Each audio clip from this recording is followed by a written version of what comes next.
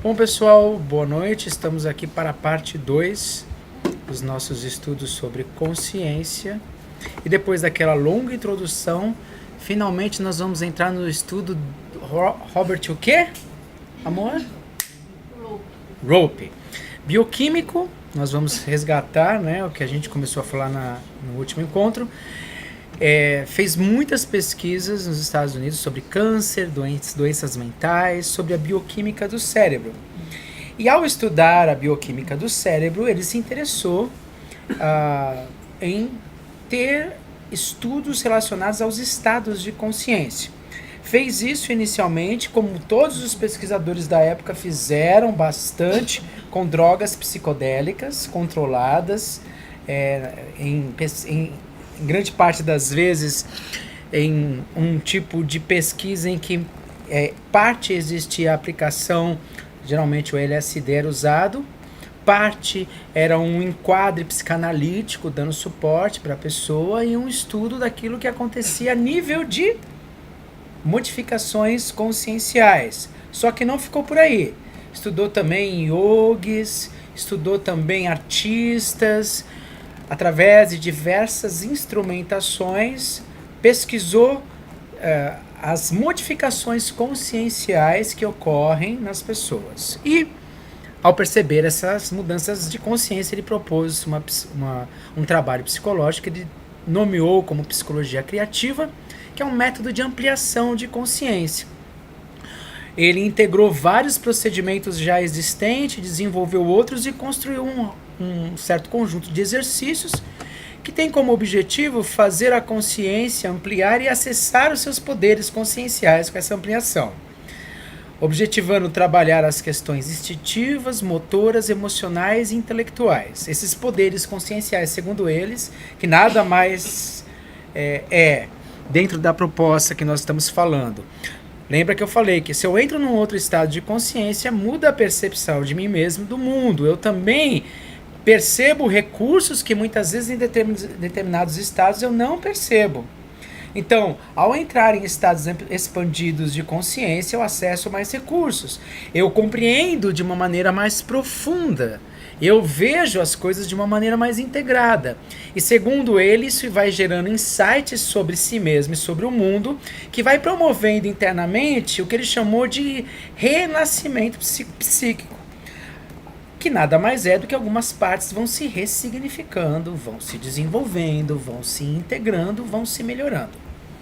Então ele oferece uma cartografia, ou seja, um mapa da consciência, embasado, que eu também já comecei a falar no nosso último encontro, no talvez, junto com a Madame Blavatsky e o Steiner.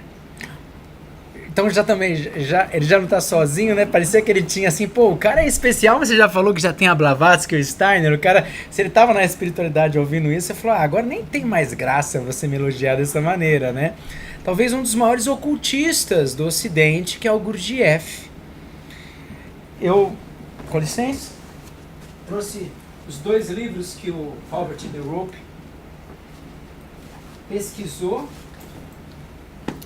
Na verdade, não do Gurdjieff, porque geralmente essas pessoas não escrevem, com as suas raras exceções. Tem aquelas pessoas que os acompanham e que estão anotando tudo o que eles estão falando.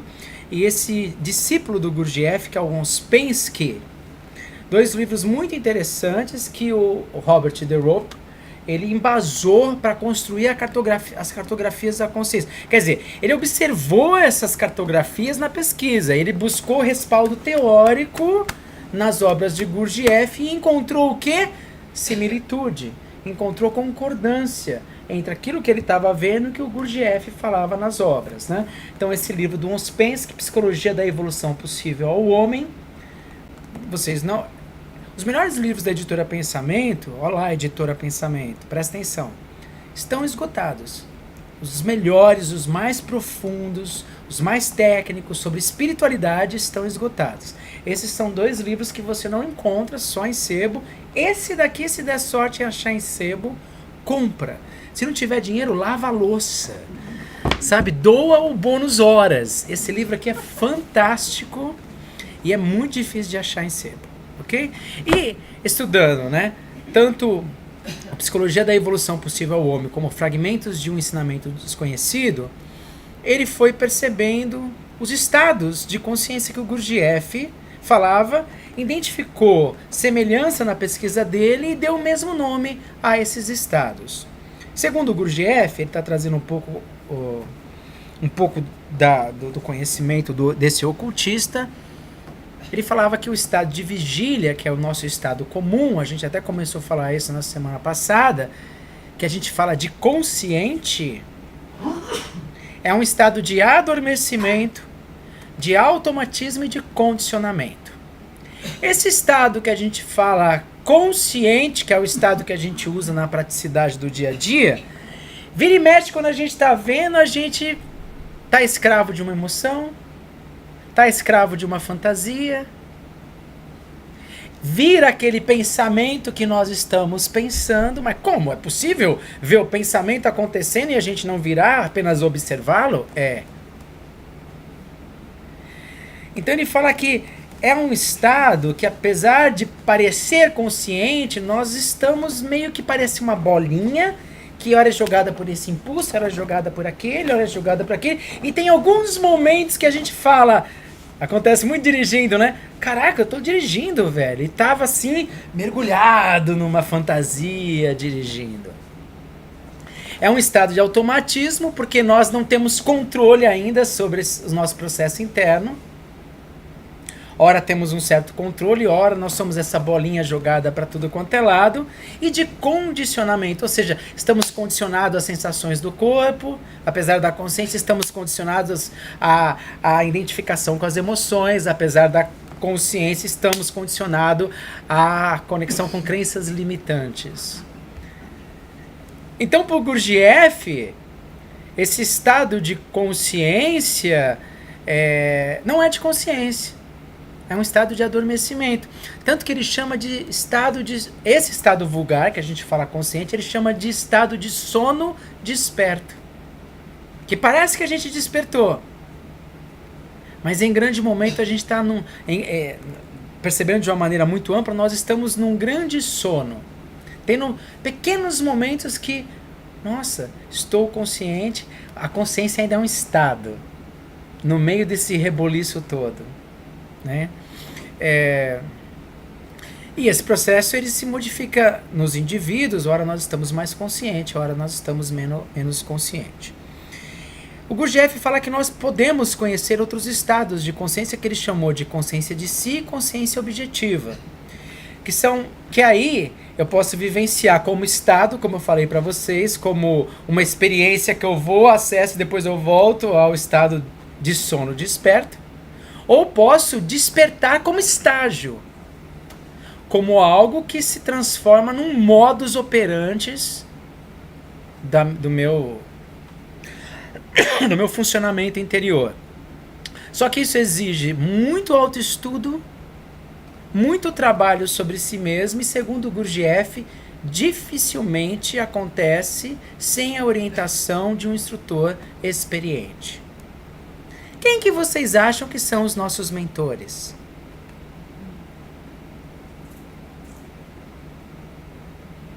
É claro que ele aqui, eu também não sei, não posso afirmar, porque um ocultista desse porte, quando afirma alguma coisa, vai ter uma percepção bem ampla das coisas. Mas os nossos mentores nada mais são do que aqueles espíritos que aquilo que a gente está tentando desenvolver, que é importante nessa experiência reencarnatória, para eles já é um estágio. O serviço de mentoring nas empresas, que é aquele cara que orienta porque já desenvolveu, já tem a experiência, já sabe as nuances desse caminho. O planejamento reencarnatório que a gente faz na espiritualidade está implicitamente ligado. Quem vai assumir a liderança do nosso planejamento antes do reencarne é essa consciência que já desenvolveu aquilo que nós hoje, nessa experiência, estamos nos propondo a desenvolver. Então, Deus já fez o universo de uma maneira em que esse instrutor experiente nos acompanha, apesar de muitas vezes nós não nos abrirmos às intuições que ele traz na nossa intimidade. Mas é claro que se pudermos encontrar instrutores presentes na matéria, esse trabalho ganha um requinte especial. Esse instrutor na matéria se torna muitas vezes, entre aspas, e às vezes literalmente médium daquele instrutor que nos acompanha. Nos dando um rumo, porque nesse caminho de desenvolvermos um estágio mais aprimorado de consciência, existem muitos pontos cegos para nós mesmos que seremos convidados a observar. E é claro que, sob a orientação do nosso mentor, um trabalho sério, a gente pode, mas a lei da fraternidade é uma lei que faz o trabalho na sociedade acontecer com melhor qualidade, porque todos nós somos melhor do que qualquer um de nós sozinho, que de alguma maneira os nossos instrutores já faz aquela pessoa aparecer em determinado momento, aquele grupo aparecer em determinado momento, que é objetivando a gente, e nem sempre uma pessoa para o resto da vida, um grupo para o resto da vida, mas ora a gente está aqui, de repente nos leva para lá, conhecemos aquela pessoa. Sim, faz parte desse processo. Segundo Robert, embasando no estudo do Gurdjieff, ele diz que existem 5 estados que também podem ser estágios. Lembrem aqui que nem todos esses pesquisadores deixaram isso claro, mas explicaram a diferença de estado e estágio. O sono sem sonhos, que é o primeiro. O sono com sonhos, que é o segundo. O sono acordado, que é aquele que a gente usa de uma maneira padrão no dia a dia. A transcendência do eu, que era o que o Gurdjieff falava de consciência de si. E a consciência cósmica, que era o que o Gurdjieff falava de consciência objetiva. Qual é esse estado chamado de sono sem sonhos? É um estado de ausência total de consciência, onde as atividades se reduzem a apenas aqueles impulsos que fazem a manutenção da sobrevivência, da respiração, dos batimentos cardíacos, alguns processos instintivos, e não existe nenhuma consciência e nenhum conhecimento da nossa parte de como essas coisas acontecem. A espiritualidade não fala que o processo foi algo gradativo, a evolução é algo gradativa, que aquela sementinha que vai passar por uma série de experiências para desenvolver autoconsciência em determinado momento, começa a evolução sem consciência de nada? Ora, os estágios não vão ficando dentro de nós? Quando a gente adquire o outro, a gente absorve aquele e desenvolve um novo. Então ele percebeu que existem momentos em que nós entramos em estados de sono sem sonho. Porque já foram estágios construídos dentro de nós, não é o modus operandi do nosso funcionamento, mas existem momentos que nós entramos, porque já faz parte, está lá dentro de nós. E essa condição está acontecendo ali de plano de fundo, enquanto determinado estágio, que é o nosso modus operandi, está lá acontecendo. É como uma árvore que desenvolve a raiz e depois tem o caule, e quando ela está ali, talvez a energia vital está mais focada na produção dos frutos, das flores, o restante está acontecendo de forma automatizada porque já se desenvolveu, já foi absorvido. E ele percebeu que essa condição está lá dentro de nós. E aí, não é um estado transpessoal, perceba. É um estado pré-pessoal. É antes da autoconsciência. A consciência é uma coisa dinâmica. Apesar, novamente, ter aquele padrão consciencial, que é o que vige no nosso funcionamento, às vezes há redução. Por vários motivos que precisam ser estudados. Mas a gente volta àquele estado normativo que é o nosso modus operandi. Okay? Então esse é o primeiro estado, que já foi estágio na evolução, agora está absorvido nesse outro estágio que é uma outra totalidade, que é esse estado que de consciência que temos, de autoconsciência, mas que o Gurdjieff fala que não é tão de consciência assim quanto vocês acham que é. É um início, sim. É melhor que esse, do sono sem sonho, sim. Mas ainda não é tão autoconsciente como vocês dizem. Menos ainda de consciência cósmica. Muito longe de consciência cósmica. Então tenhamos calma conosco. Calma. Ah, mas faz tantos milhões que a gente, de anos, ou sei lá, porque eu não consigo calcular bem, eu fui mal em todas as provas de matemática na escola, né? Que a gente já desenvolveu o estado da consciência, mas isso perante o universo não significa absolutamente nada. É um segundo. Então tenhamos calma conosco mesmo. Isso é importante, porque muitas vezes a gente se impõe um ritmo, né? Muito grande. Eu já falei pra você que eu aprendi muito isso com você, né? Fica mais calmo. E hoje eu me vejo realmente na infância do processo de desenvolvimento espiritual. Às vezes a gente fala isso, ouve muito isso em certos espíritos, mas eu estou muito longe. Mas é uma falsa humildade. É a consciência plena mesmo de onde você está. Não está consciente realmente de onde está. É. Por isso que eu falo. Eu acho que... Comparação específica, né? Falar, Arcanjo? Eu acho que eu já me peguei muitas vezes pensando a respeito dessa questão da cobrança.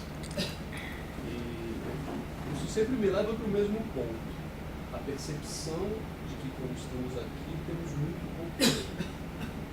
Muito pouco tempo. A percepção de que quando estamos aqui temos muito pouco tempo. Quando na verdade o tempo nem existe. Nem existe. O tempo não existe. O tempo fomos nós que criamos por uma mera questão de adaptação. A gente precisou criar o tempo simplesmente para poder medir e mensurar determinadas questões temporais, atemporais, enfim. A gente já vai para a física se for falar sobre esse assunto, mas basicamente o tempo não existe. O que existe é a criação e a degradação natural dos eventos quando na matéria. Fora da matéria, aí eu não posso afirmar, porque eu entendo muito dessa característica específica de matéria, mas assim, eu imagino que fora da matéria sólida, como nós a conhecemos, a degradação provavelmente não existe. E se existir, existe de forma infinitamente menor. É mais lenta. Conforme a matéria ela é menos densa, ela sofre um processo, mas é muito mais lento do que na matéria física e, por exemplo, corpo mental, até aquela energia primordial, né, que é a mais sutil. E aí, olha que interessante que o Arcanjo falou, ele estava falando de tempo e espaço. O Wilber vai mostrar o quanto que isso também é uma questão de consciência. Além de ser um estudo da física, também é uma questão de consciência. Porque ele vai falar, por exemplo, assim, eu não estou falando do Wilber, eu estou falando do Robert de Rope. Eu sempre vou para o Wilber, que é o meu preferido. Eu me lembro dos meus professores que quando ensinar Jung na faculdade eram freudianos. No meio do ensino do Jung dava uma quebrada e falava, então, o Freud é muito legal nesse ponto porque falava assim, né? Então acho que tem que ter uma atenção a isso. Mas eu queria fazer só esse comentário sobre o Wilber, que ele tem um livro chamado O Projeto Atman, que ele mostra, porque viu que ele falou aqui, o Rope, falou que existe um estado de sono sem sonho, de total inconsciência. O Wilber vai falar que a evolução parte da inconsciência rumo à autoconsciência. Então, teve um período imenso da natureza que o processo foi despertar, fazer a gente sair da inconsciência para a autoconsciência. E quando chega nessa autoconsciência, o trabalho é da autoconsciência partir para a superconsciência, que é um outro trabalho imenso do universo para isso. O Wilber vai mostrando conforme vai acontecendo a saída da inconsciência para a autoconsciência, a percepção de tempo e espaço mudando completamente. Num momento nem existe, num outro momento existe uma percepção espacial muito primitiva, num outro momento existe uma percepção espaço-temporal que é totalmente confusa, num outro momento mais bem organizado, num outro momento transcendente, que vai além, num momento de superconsciência, percebendo a infinitude e a eternidade. Então, o Wilber vai mostrando como a questão, além de ser uma área de estudo da física, essa é uma área também de percepção. Porque, antes de tudo, o físico é alguém que percebe alguma coisa, que faz uma medida, que percebe uma distância, de que maneira que ele mude esse processo, que ele amplie esse processo, tem a ver porque ele consegue perceber. E ele consegue perceber porque ele tem condição consciencial para perceber. E quando vem um cara e fala assim, não é assim, o negócio é assim. É porque esse cara, ele já tem condição consciencial para perceber o universo nas suas relações tempo-espaciais de uma maneira diferente. E ele joga para a humanidade uma coisa que ele já tem maturidade consciencial de perceber. Então, acima de tudo, conhecer é uma consequência do seu grau de consciência. Porque você percebe, você vai sempre, não tem como fugir disso. Eu não consigo apertar um botão, tuc, aí eu deixo de lado o meu estágio consciencial, puc, e agora eu vou perceber de forma objetiva. Eu percebo segundo a minha condição interna. Eu posso fazer um trabalho para seguir determinadas normatizações, mas isso não impede que aquilo que eu não tenho a capacidade de perceber, e mesmo que eu construa equipamentos para perceber, porque o próprio cara que constrói o equipamento, ele está pensando numa possibilidade, ele está criando alguma coisa, e porque ele tem condições disso. Alguma coisa dentro da alma dele fala, construa algo assim, assim, assim, porque a coisa vai além. É um bichinho que fica cutucando ali, que tem a ver com a condição consciencial dele. Isso, era um bichinho, porque o cara, a reencarnação de Demócrito, o espírito que depois o Cristo deixou como responsável no planeta Terra por todo o desenvolvimento da energia nuclear. No livro Segunda Morte de Ranieri, mostra ele passando pela segunda morte. E ele recebendo essa, eu não sei como é que chama quando alguém... Incumbência, mas tem um outro nome que é mais chique, mais bonito. Uma missão, não sei, mas tem um outro nome, não me lembro. Mas ele recebendo essa incumbência das mãos de Francisco de Assis, falando que o Cristo agora estava ofertando ele a responsabilidade por todo o desenvolvimento da energia nuclear no planeta. Quem foi o quê? Albert Einstein. Que foi a reencarnação de Demócrito. E aí você vai vendo que as coisas estão ligadas, porque foi o primeiro filósofo grego a falar sobre átomos. Então já falou sem aparelho nenhum, ele só falou. Falou porque primeiro porque tem a condição consciencial para perceber. Segundo, porque também é médium.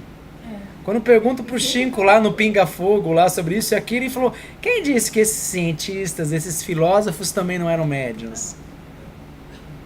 A gente vê essa briga que teve entre Santos Dumont, irmãos Wright, sobre a aviação, e eles chegam lá na espiritualidade, eles vão descobrir que o projeto não é nenhum deles, é de Leonardo da Vinci. Todos eles eram médiuns de Leonardo da Vinci, vieram reencarnados na matéria sobre a autorização do Cristo para promover o desenvolvimento da aviação no orbe. E eles brigando entre si. Não, mas o produto é meu, o produto é meu, o produto não é ninguém. Claro que essa competição em certo nível foi até bom, porque os estimulou. Mas deve ter sido engraçado chegar do outro lado e perceber que, peraí, eu não sou dono de nada. Eu estava reproduzindo na matéria a informação que foi incutida no meu cérebro perispiritual, que eu recebi treinamento na espiritualidade antes de vir, que eu recebi intuições e amparo da equipe de Leonardo da Vinci para desenvolver esse projeto na matéria, e eu não sou responsável. Claro que é responsável pelo esforço, pelo trabalho, mas o projeto em si já tinha dono, né? E não era nenhum deles, né? Então, as coisas são muito mais profundas, né, do que a gente muitas vezes pensa. O próximo estado ou estágio, lembrando daquelas duas condições, é o sono com sonhos. Já estamos saindo de uma inconsciência total. Sabe que a gente pensa assim, o que será que talvez vai acontecendo no psiquismo de alguns animais? Como que será o processo de fantasioso?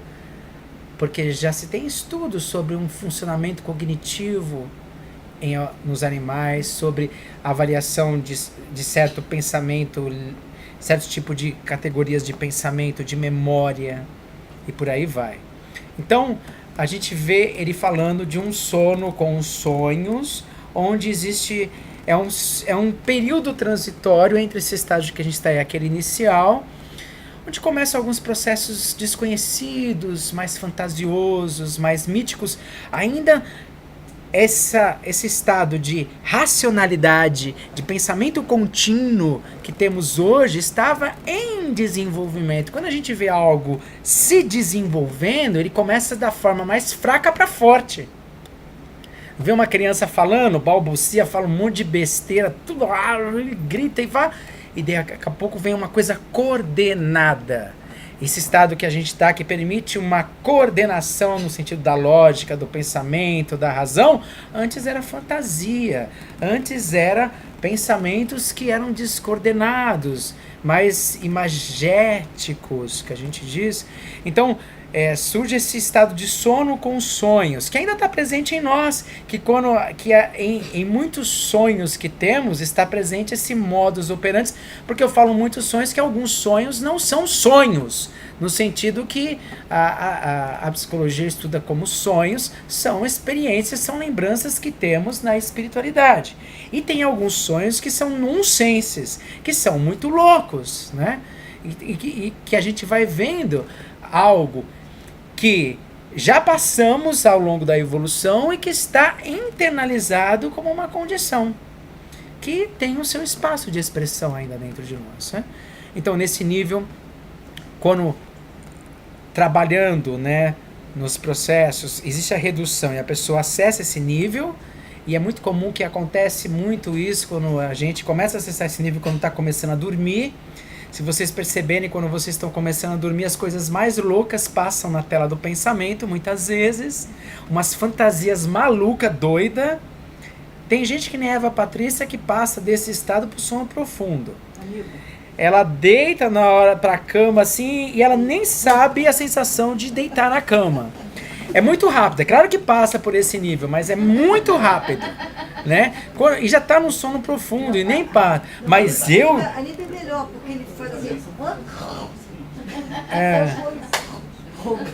Perfeito, né? Perfeito, né?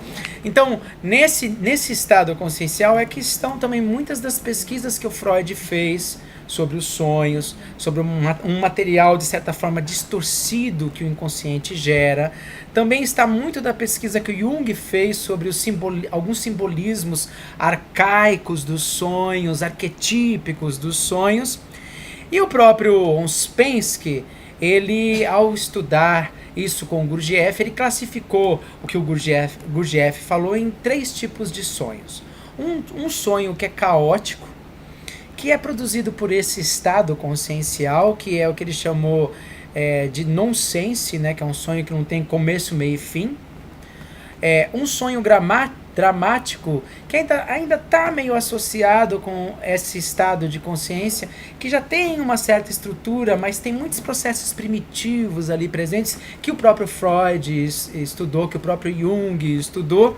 E um sonho criativo, aliás, e um sonho de revelação, que não é um sonho produzido por esse estado de consciência, mas produzido por estados de consciências que nós ainda não falamos aqui, que são sonhos reveladores, que parece que um poder superior está falando sobre coisas importantes do futuro.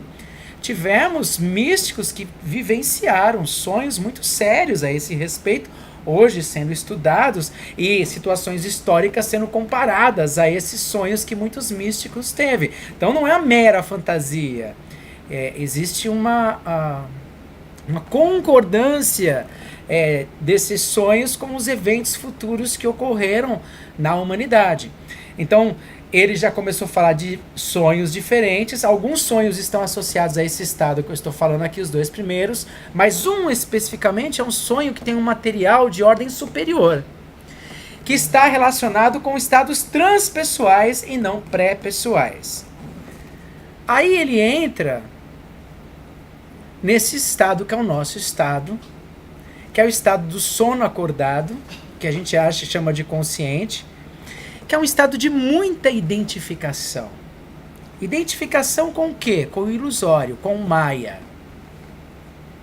Ah, mas eu não estou identificado com a minha emoção. Eu já aprendi, li lá nos livros, né, de cultura indiana, que a emoção, o corpo, o próprio pensamento são transitórios, por isso são Maya, que existe uma realidade mais profunda. Eu já acredito nisso, mas a gente acredita, mas está lá a gente sofrendo com emoção. Se a gente está sofrendo é porque está identificado com a emoção. Porque quando a gente não está identificado, a emoção tem um outro peso dentro de nós. Está lá a gente sofrendo por questões orgânicas e físicas, porque estamos identificados com isso. Estamos lá sofrendo por questões de crença, por questões de pensamentos, porque estamos identificados com isso. Então, essa fase de sono acordado é uma fase que nós estamos identificados com coisas que não falam da nossa realidade mais profunda. É um estado de sono para o Gurdjieff. Ainda é como se a gente ainda não tivesse acordado. E por isso que o Yubi chama de projeto Atman. Ele fala que toda a trajetória é projeto, só é Atman quando a gente está plenamente integrado em Deus. Todos os estágios que despertamos é projeto. Só é verdadeiro quando estamos plenamente integrados com Deus. Então nós somos ainda o quê? Um projeto. Projeto. Nós vamos, é como se uma árvore, imagina se você visse uma árvore que está crescendo e ela está se chicoteando assim, pá, pá, pá. Não nasceu ainda galhos. Na verdade a árvore não cresce assim, a gente sabe. Mas vamos imaginar que ela crescesse assim, que ela crescesse de forma bem linear, assim, para mim não precisar ter que mudar o meu exemplo, que vai dar muito trabalho, né? Desenvolve raiz, depois um tronco e aí começa os galhos, assim. Mas imagina que ela tá lá, raiz e tronco, e tá dando chicotada, pá, pá, eu sou um lixo, eu não sirvo para nada. Aí você vai chegar, e por que você tá assim, né? Revoltado com você mesmo, se agredindo dessa maneira? Porque eu sou isso, eu sou um tronco, eu não sou nada. E ela tá em fase de desenvolvimento, você fala, você é louca, né? Você tá crescendo, você quer o quê, velho? É um pouco o que os espíritos superiores fazem com a gente. Você é louco, você tá crescendo. Por que você tá bravo com você mesmo? Então, nós estamos nesse processo de despertamento, e esse estado de sono acordado, nós estamos identificados com tudo que prende a nossa atenção. Emoção, pensamento, corpo, fantasia. Ah, mas eu já estou começando a perceber. Sim, significa que já está começando a acontecer um trabalho efetivo. Mas se perceber, em alguns momentos, está eu lá, louco da vida por causa de uma dor física. Louco da vida por causa de uma emoção. Louco da vida por causa de uma crença que foi confrontada. Ai, meu Deus, meu mundo acabou porque a minha crença foi confrontada. Porque nós estamos identificados, sabe a idolatria? Nós estamos ainda em idolatria com esses processos que são meios e não fins. Porque ainda não amadurecemos o suficiente para tratá-los como objetos da consciência e não como se em si fosse a consciência. Estamos nesse processo, tudo bem, não vamos fazer que nem a árvore, brigar conosco mesmo. De vez em quando é bom, né? Uma chicotazinha, assim, um tapinha, como fala a música, não dói, né? Então, nesse estado existe sempre a identificação com alguma coisa que está sempre mudando, você já viu? Sensação corporal está sempre mudando. Ah, mas está com tal doença e vai morrer. Vai mudar. Já contei aqui a história do Divaldo que gostava de dar passe. E um amigo dele estava com câncer ganglionário e ele foi lá dar passe e fez uma prece, apareceu o Dr. Bezerra. Ai, Dr. Bezerra, que bom que o senhor apareceu. Fica tranquilo, seu amigo vai ficar bom. Ai, que bom. Então ele foi lá e deu passe com fé, ele deu passe com otimismo, ele deu passe com o poder do Espírito Santo no amigo dele. Ele saiu da sala, todo animado, e a esposa falou, e aí, seu Divaldo, ele vai ficar bom? Mas os médicos falaram que era uma... Ah, quem são esses médicos? O Dr. Bezerra disse que queria ficar bom. No dia seguinte tinha uma coroa de flores na porta. E ele tão identificado que o amigo ia ficar bom, falou, eu cuidando do marido, mas quem tava ruim era a esposa, tá morta, né? Aí chega lá, abre, bate na porta, um amigo morto. E a esposa possessa, você não falou que ele ia ficar bom, Divaldo? Você saiu daqui 4 horas, ele teve um surto e não aguentou, e uma crise e morreu. E o Divaldo ficou triste. Baixou a cabeça, começou a rezar, aí o Bezerra apareceu. Falou assim, doutor Bezerra, o senhor disse que ele ia ficar bom. Falou, e não ficou? O corpo é transitório. Então assim, mas Alexandre, mas é. E o peso da dor está na identificação. Olha o que a Saggioli fala. A gente está falando do Hopper, mas o Saggioli fala isso, a gente já estudou. Quanto mais identificado eu tô com alguma coisa, mais escravo eu sou daquilo. Somente numa condição de desidentificação que precisa ser trabalhada, é que eu vou conseguir olhar para aquilo, compreender aquilo, administrar aquilo. Então, nós estamos identificados com coisas que são transitórias. A emoção é a coisa mais transitória do mundo, né? E é tão transitória que a pessoa fica doente quando ela tem só um tipo de emoção. Olha que interessante. O estado saudável da emoção é ser transitória.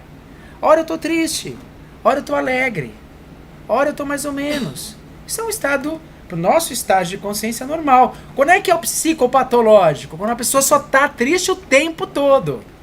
Ou só tá com medo o tempo todo. Ou grande parte do tempo. Então, na verdade, a doença na emoção tá quando há estagnação de um modelo de emoção. Alegria excessiva é mania, tá? É mania, é doença. Então a emoção é uma coisa contínua, né? Eu estou identificado com a emoção, o problema não é a emoção, porque a natureza da emoção é ser emoção. O problema sou eu estar identificado com a emoção. Porque aí eu viro um inferno, né? É a roda de Sansara que eu queimo, né? Nos 12 infernos budistas, né? Porque um dia eu tô triste, outra hora eu tô feliz, outra hora eu tô mais ou menos, outra hora eu tô triste. Então é natural nesse estágio. Veja bem, não é uma lição de moral pra gente mudar. Nesse estágio é natural essa identificação. E vai acontecendo um amadurecimento pelo nosso trabalho de autodescobrimento e que de uma maneira ecológica a gente vai sair. Então a gente não tem que perguntar assim, como é que eu saio desse estágio? Essa é uma pergunta, é como você perguntar assim, é como você vê um bebê que no primeiro ano de vida fala assim, como é que eu paro com a vontade de mamar? Mamando o tempo que for necessário e atento às forças que vão crescendo dentro de você, que vão te convidar para começar a fazer baguncinha no quarto, né? Se é que é isso a sequência, não me lembro ao certo, né? Léo, você quer fazer uma pergunta? Então, Alexandre, em relação à fala do Divaldo, né? A experiência do Divaldo, a reza dele e tudo mais, eu fico me perguntando, acredito que talvez deva ter existido aí uma falha na comunicação, né? Entre o Divaldo e o Bezerra. Mas porque eu acredito que o Bezerra tem entendido o que o Divaldo pediu. Uhum. Né? Ele disse, mas eu não fiz o que ele queria melhorar, e não foi feito. Mas a melhora que a família esperava não era essa. Sim. Nem a que ele também esperava. Pois né? E pode ter provocado uma expectativa que criou uma frustração. Uhum. Né? Tanto nos familiares, que gerou essa expectativa, assim como também no próprio Divaldo. Isso não poderia ter sido evitado? Poderia, mas isso... Só um instante, Eva Patrícia. Isso nos leva às duas questões. Primeiro, que talvez o Dr. Bezerra não seja santo. Então a gente humaniza os espíritos. Porque nós não temos falhas de comunicação diversas, por desatenção ou por tudo.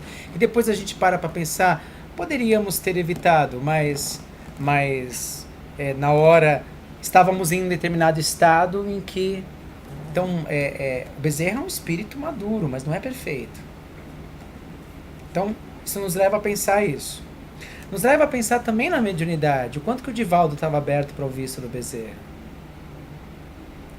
Porque uma vez li no livro de André Luiz o seguinte, Aniceto falando para André Luiz, a gente não fala aquilo que o outro não quer ouvir. O outro não está aberto para ouvir, ou o outro já sabe determinadas questões, a gente evita falar e comentar. Até para que a pessoa possa exercer a autonomia educativa de usar aquilo, usar o livre-arbítrio e crescer. Esse é um espaço de experimentação. O Divaldo sempre fala, os nossos mentores não são capachos, não é isso que você quis dizer, mas eu estou dando um exemplo. Eles não são pessoas que... Eles vão nos colocar em determinadas situações, sim. Difíceis, sim. De propósito, sim. Que vão nos colocar em situações difíceis, sim. Que é para quê? Para a gente treinar, para a gente rever perspectiva, passar pela experiência, né? Então, tem a questão do próprio Bezerra, tem a questão do próprio Divaldo, tem a questão da própria experiência, né? Daquilo que o Bezerra queria fazer o Divaldo passar. Existe aquilo que não está no controle de nenhum espírito. Porque o Bezerra, né? Porque às vezes a gente não fala coisas na nossa perspectiva, e o outro fala na outra perspectiva, e a gente não consegue perceber. E o espírito também muitas vezes vai fazer isso. E depois o Divaldo explicando essa história, se encaixa nesse último contexto, mas eu já estou ampliando para a gente poder refletir. O Bezerra falou, mas para mim estava tudo bem. Eu não me ative à sua perspectiva, né? Você já sabe sobre isso, já entende sobre isso, já psicografa sobre isso, já vive isso. Eu estava na minha perspectiva. Eu estou vendo da minha perspectiva. É difícil, ele está na perspectiva dele. Né? Pode ter sido um ato consciente. Pode também ter sido um ato consciente. Porque ele está fazendo isso com tanta vontade, sim, que ele vai fazer com que todos esses parentes que estão ali perturbando até o desencarne vão ficar, deixa perfeito. Vão acalmar e eu posso fazer o trabalho de desligamento. Um mal para um bem. Olha o que uma vez o Charles fez com a Ivone. Ela chegou na casa de um tio dela que estava passando muito mal. E a Ivone, que para mim, depois do Eurípides e Chico, foi a maior sensitiva, maior médium, para mim mais que Divaldo Pereira Franco, que o Brasil teve. A Ivone olhou no quarto do tio e viu o quarto, mas na contraparte astral viu uma fazendinha. E um homem doente, mórbido ali naquela fazendinha.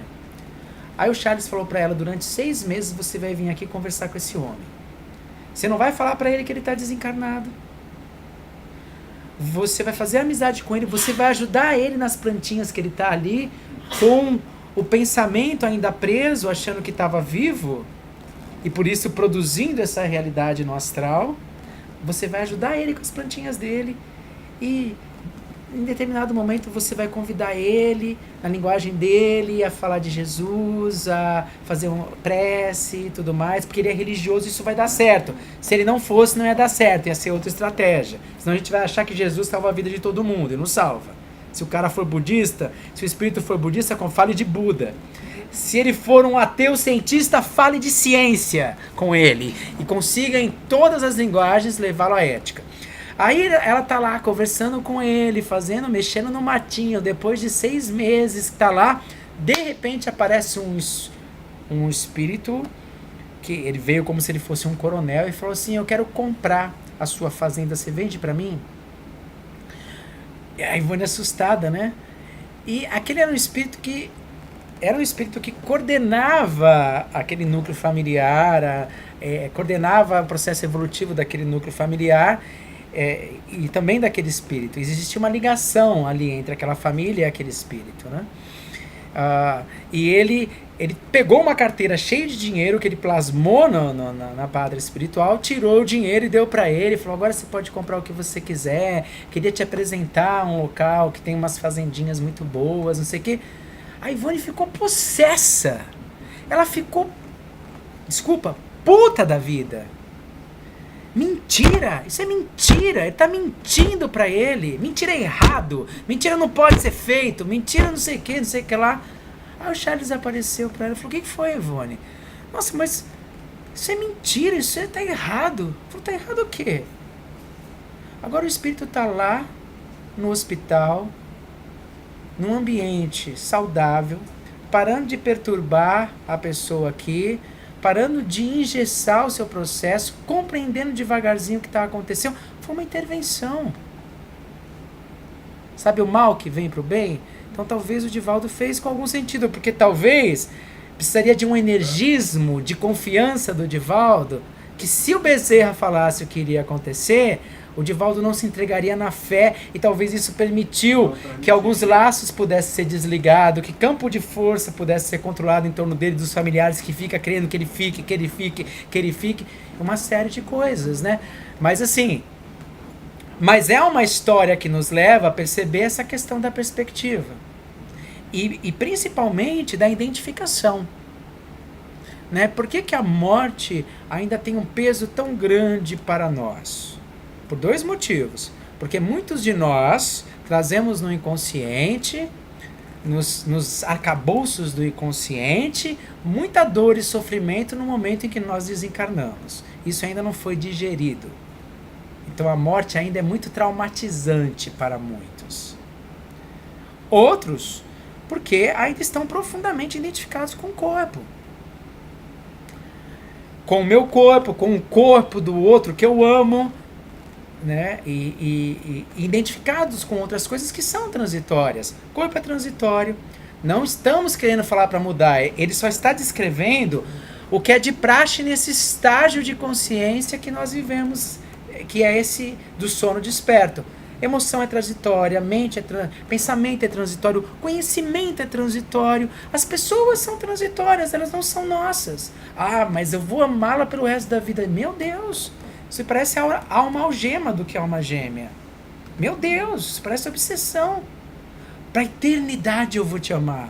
Foge, se alguém te falar isso, foge, gente, foge. Para a eternidade é muito tempo. Você pode querer mudar, você pode se desidentificar, porque ninguém nasceu para estar com alguém só enquanto estiver e ver motivos para. E se você quer saber, nem vou falar sobre isso. Deixa pra... Não vou falar, porque isso vai dar muito problema, principalmente em casa. Não vou falar, né? Não vou falar. Você esqueceu o terceiro também, que tem gente que tem medo da morte, que fica preocupado de, nossa, estou carregando essas malas pesadas aqui, para que planeta eu vou? Sim. Estou identificado com a dor.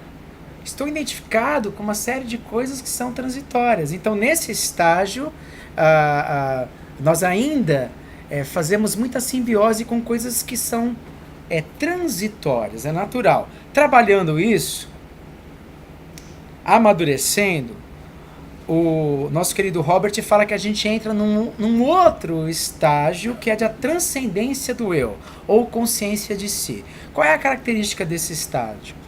Uma profunda percepção sobre o que está acontecendo ali dentro. Profunda percepção é diferente de estar identificado.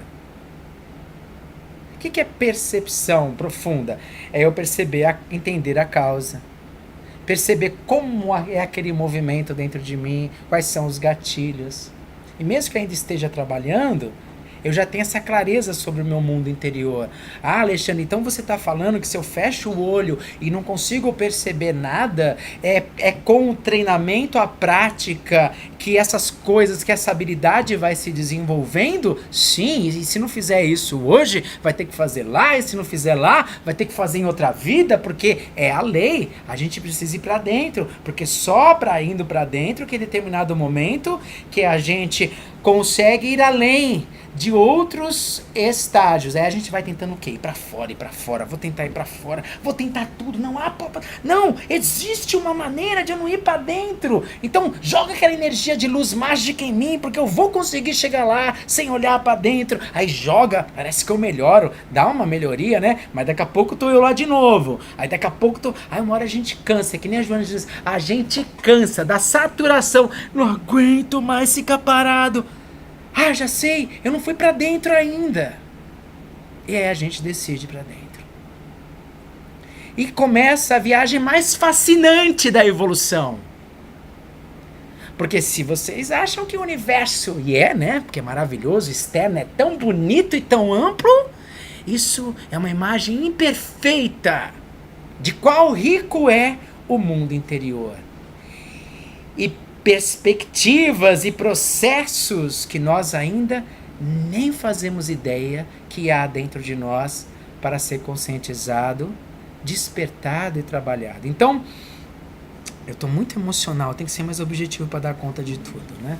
Estou emocionado aqui, É que eu pensei que o arcanjo não vinha, estava triste, aí o Léo e o arcanjo apareceu, fiquei animado, e agora eu não consigo dar conta, é muita emoção, muita emoção.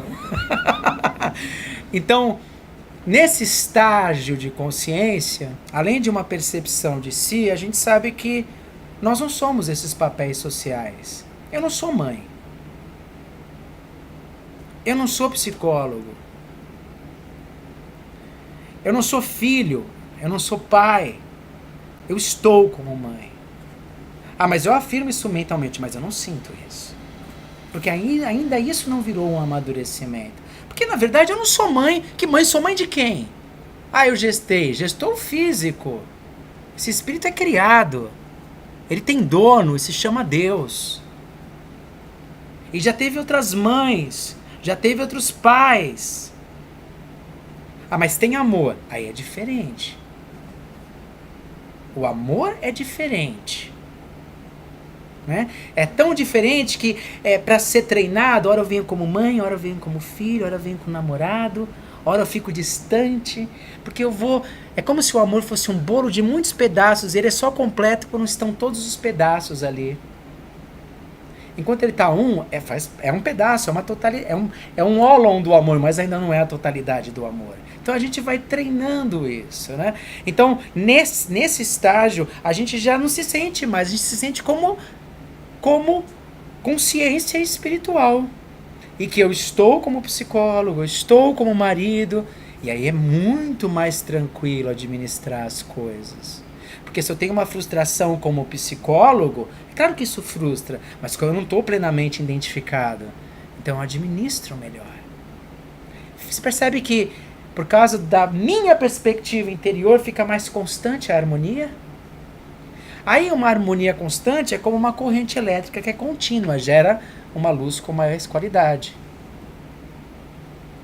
Sei, eu não conheço de eletrônica, estou só conjecturando, né? A gente pode acessar esse estado momentaneamente, mas não fica, porque ainda não é um estágio. Às vezes em meditações acessamos esse estágio.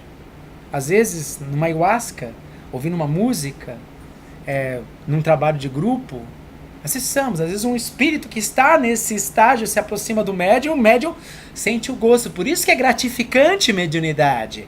Porque você vai sentindo gostinhos gostosos e ai, como eu quero ser tranquilo, que nem o Bhagavan, poder dar uma palestra sem tanta emotividade. Porque isso vai estimulando a gente. Ah, mas então seria tão bom se a gente não desse passividade aos espíritos sofredores? É nada. Porque os espíritos sofredores também dão o gostinho do que ainda está dentro de nós. Porque quando chega um espírito com culpa e o espírito se afasta e a gente fica ali na culpa, e aquilo fica, é porque está lá no inconsciente, aquilo foi ativado. Então uma grande oportunidade de ativar o que está escondido, para a gente ter consciência e trabalhar e alinhar. Alexandre, com tudo isso que você está falando, parece que você está dizendo que o autoconhecimento é tudo. Pode ter mediunidade, pode ter caridade, pode ter o que for. Se o autoconhecimento estiver ausente, tem uma peça fundamental para o I ter seu pingo. O I não vai ter pingo sem autoconhecimento. Então, o Maslow chamou quando a gente atinge esse estado de transcendência do eu, de experiências culminantes. Quando a gente atinge e volta, né? Podemos acessar isso por um sentimento religioso, trabalho artístico. Às vezes, situações difíceis nos mobilizam tanto que às vezes fazem essas forças superiores aflorarem. E a gente acessa momentaneamente as mesmas. Sinal evidente de quando nós estamos vivendo momentaneamente esse estágio ou já sedimentado na nossa estrutura psicológica.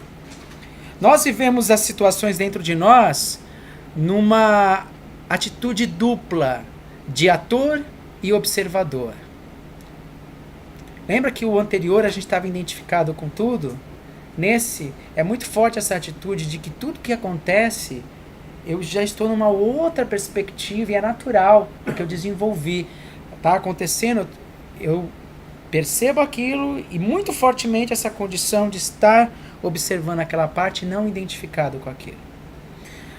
Desapego em relação ao corpo, que não significa descuido, são duas coisas completamente diferentes. Desapego do corpo, da emoção e do pensamento. Desapego do eu meu. Mas isso não como afirmação, como algo natural que flui, né? Libertação da tirania do ego e de todos os medos e pressões que ele faz. O Arcanjo fez um trabalho excepcional dos jogos do ego, né?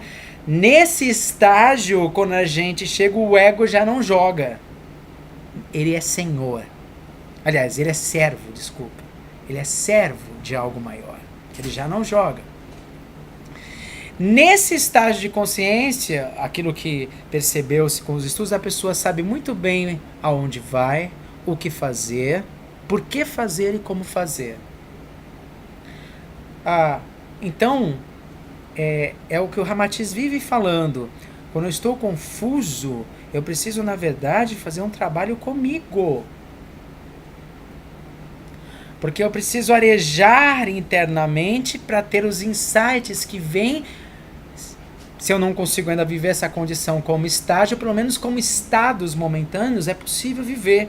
E isso me traz percepções. Quem já atingiu isso são esses espíritos que são muito tranquilos e sabem o que vem fazer, sabem como tem que fazer e fazem com desenvoltura, como o próprio Chico, como o próprio outros espíritos que estiveram aí. Não são perfeitos, mas já tem um grau de amadurecimento muito grande em relação a si. E o último estágio é o que ele chamou de consciência cósmica, ou como o Gurdjieff chama de consciência objetiva. Bom, não tem como eu ter plenitude de percepção do universo enquanto não tiver plenitude de percepção sobre si mesmo. Então o próximo passo é um tipo de percepção que eu tenho plena consciência dos processos cósmicos. Ramatiz dá uma ideia para a gente entender, aliás, o Pietro Baldi dá uma ideia de entender como é isso. Imagina que existe uma célula do dedão do pé que ela desenvolveu tal atributos que ela sabe perfeitamente o que está acontecendo com a célula do coração, da orelha, de algumas células cerebrais. Então, nesse nível consciencial, que é o que os grandes yogis vão chamar de Nirvikalpa Samadhi, dentro de determinada linhagem dos yogas, ou de estado nirvânico, nós estamos plenamente conectados com o universo. Há uma plena consciência do funcionamento e da ordem da vida do universo. Às vezes, acessamos também esse estado como lampejos. Segundo o Rope, sei lá, é impossível manter esse estado sem os outros estarem desenvolvidos. É natural, né? Imagina uma escada. Imagina um prédio, eu quero o último andar e não construir os demais. Negão, só fantasia. Não tem como sustentar, precisa de uma estrutura para sustentar. E precisar de uma estrutura fala de uma coisa muito séria. Porque entrar nesse quinto nível, sem preparação e desenvolvimento, pode gerar alguns danos. Mas Hã? entra no quinto nível, sim? Sim. Você imagina uma pessoa que faz a Kundalini subir até aqui e não tem a maturidade suficiente para isso. É claro que ela não vai ficar, porque como ela não tem maturidade, a estrutura, isso é apenas um estado, né? Então ela amplia a consciência e tum! Já vi muita gente falar, sentir muito medo, parecia que eu ia sumir. Ou outras emoções, né? Então, você precisa de maturidade para lidar com esse... Quando a gente acessa como estado, isso dependendo de onde nós estejamos, no nosso posicionamento evolutivo, pode ser muito difícil administrar aquilo que a gente vai sentir de tão grandioso daquilo que a gente vai sentir, né? Não citou uma vez, Joana, Oi? Eu não tinha citado uma vez que foi Joana de Ângeles, estado, e ela precisou voltar. Eu disse que não. Foi um dos livros do Adamastor, que ele conta a história do desencarne dos Santos Dumont. E depois tem todo um desdobramento muito interessante com o Heitor. Tem a Adelaide, que ela está numa viagem educativa no plano mental. E ela entra num equipamento, numa tecnologia que há no plano astral, no plano mental, que faz ela expandir tanto a consciência. E teve uma hora que ela teve uma percepção muito objetiva de Deus. E nessa hora ela sentiu medo de se diluir nessa grandiosidade. Ela se afasta do instrumento.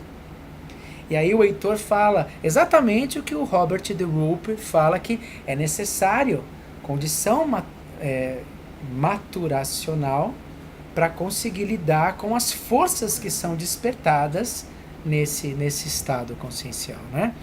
Imagina um aparelho elétrico, ele faz essa metáfora, que recebe uma voltagem além da sua capacidade.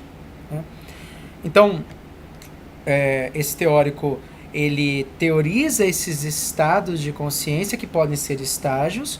A psicologia criativa embasa no trabalho e no desenvolvimento desses 5 níveis de consciência, através de vários exercícios, passo a passo, mobilizando a pessoa a desenvolvê-los gradativamente.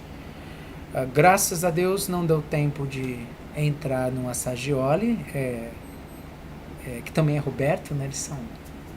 Que é um excelente pesquisador, e a gente então na próxima aula aqui de física, de psicologia transpessoal, que só vai ter no ano que vem agora, porque nós temos agora em novembro vai ter uma de física quântica, não?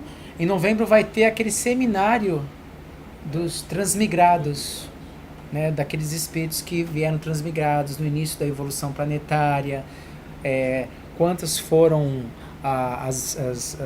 os perfis de transmigrações, os exilados de Capela, é apenas um dos, o que aconteceu no mundo como consequência da sua transmigração no planeta, de que maneira contribuíram, de que maneira atrapalharam, né? Então, é dezembro isso? Ué, então novembro tem o quê de integração de saberes? E essa psicologia transpessoal. Mais uma em novembro? Era pra ser, porque não era pra ser aula de hoje. Não, tá em outubro essa de transpessoal, bebê. Não. Era pra ser conexão entre o ego e o poder do Não, é que eu adiantei, né? Então é verdade, vai ser a palestra do Alain sobre autoconhecimento. No dia 27 de Isso. semana que vem. Na verdade vai ser... Astral, função e propriedade. eu vou fazer umas modificações, não dá bola, doutora Eva, porque eu vou fazer modificações para dar tempo da oficina, que é onde a gente pratica o autoconhecimento, né? Que a oficina tem que ser depois da palestra do Alain, ok? Mas eu vou mexer nisso, não vamos fazer isso agora. Eu agradeço a presença de todos e quero deixar claro que conhecer sobre a consciência não é só importante para a gente entender como as coisas funcionam dentro de nós, mas como mediunidade trabalha com expansões conscienciais, é importante a gente ter esse conhecimento para entender como muitas vezes alguns processos mediúnicos dão certo, alguns não dão certo. Dependendo do estado consciencial que nós estamos, a mediunidade pode funcionar com mais clareza ou com maior dificuldade. Ok? Então, boa noite a todos, muita paz.